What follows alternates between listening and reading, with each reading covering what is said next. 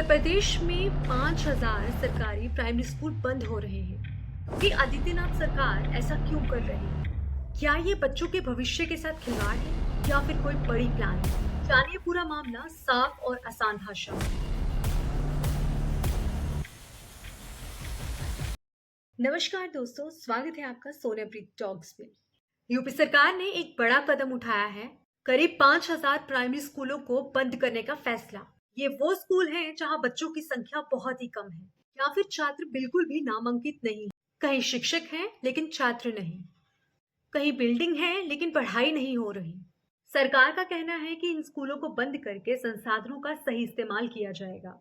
योगी सरकार के अनुसार स्कूलों में बच्चों की कम उपस्थिति, डुप्लीकेट रजिस्ट्रेशन, नाम तो लिखा है, बच्चा आता नहीं है, बिल्डिंग्स टूटी हुई। कुछ गांव में स्कूल बहुत नजदीक नजदीक खुले हैं जिसके कारण उनको मर्ज किया जाएगा। सरकार इसे कह रही है स्कूल रेशनलाइजेशन पॉलिसी, यानी सभी स्कूलों को मिलाकर उसे बेहतर करना। लेकिन सवाल ये उठता है कि अगर स्कूल ही बंद हो जाएंगे तो गांव के बच्चों को शिक्षा का हक कैसे मिलेगा? गांव में ऐसे कई बच्चे हैं जो 8th क्लास के पहले ही अपनी पढ़ाई छोड़ देते हैं, वो पढ़ाई नहीं करते। कई ऐसी गर्ल्स हैं जिनको स्कूल नहीं भेजा जाता, उनको दबाव बनाया जाता है कि मत पढ़ो, शादी करनी है या काम करना है। और कई ऐसे पेरेंट्स हैं जो अपने बच्चों को लालच के लिए स्कूल भेजते हैं, जैसे कि मिड डे फूड के लिए। तो बहुत ही मुश्किल होता है उन पेरेंट्स के लिए कि इतनी दूर अपने बच्चों को स्कूल भेजना। तो जो हमारा जो राइट टू एजुकेशन एक्ट है, वो हमें यही कहता है कि जो स्कूल है वो 1 किलोमीटर के दायरे के अंदर होना चाहिए।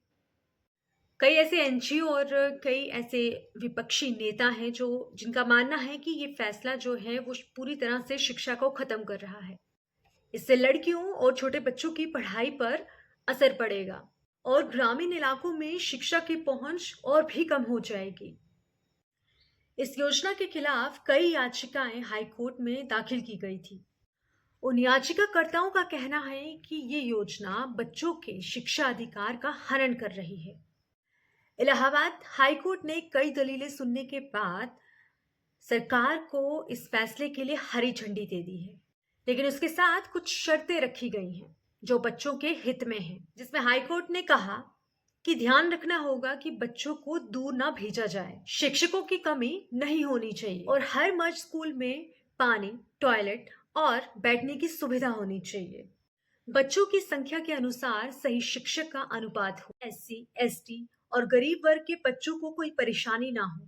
इसका सीधा मतलब है कि सरकार को मर्जर से पहले पूरी योजनाएं और सुविधाएं पक्की करनी होंगी। इस फैसले का असर लाखों बच्चों और स्कूलों पर पड़ेगा अगर ये योजना सही ढंग से लागू होती है। तो सरकार का ऐसा मानना है कि बच्चों को बेहतर टीचिंग, स्मार्ट क्लासरूम और बेहतर संसाधन मिल सकते हैं। लेकिन अगर इस योजना में लापरवाही होती है तो लाखों गरीब बच्चों की शिक्षा रुक सकती है।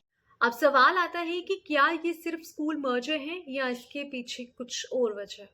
कुछ लोगों का कहना है कि इससे सरकारी स्कूल धीरे धीरे बंद किए जाएंगे और फिर शिक्षा को प्राइवेट स्कूलों में या पीपीपी मॉडल में शिफ्ट किया जाएगा, जिससे गरीब परिवारों को फीस देना मजबूरी बन जाएगी।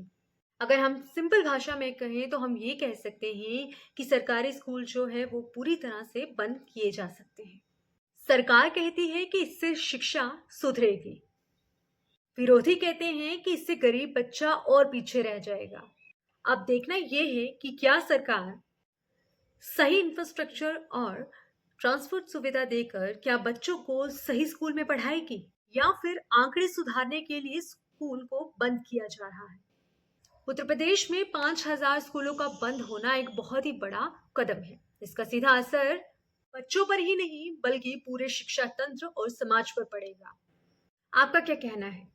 क्या सरकार सही कर रही है या फिर ये शिक्षा के अधिकार पर हमला है?